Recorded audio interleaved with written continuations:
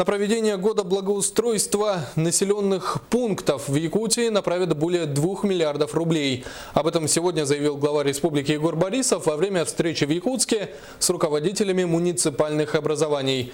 Борисов отметил, что кроме благоустройства особое внимание будет уделено тарифной политике, а также борьбе с алкоголизацией населения.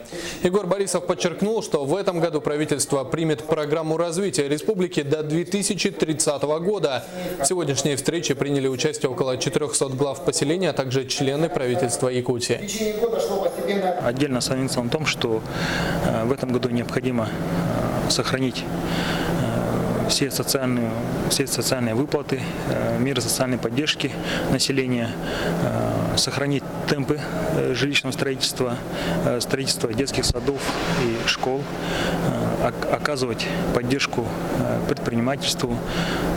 Довольно-таки большое внимание также уделено развитию сельского хозяйства.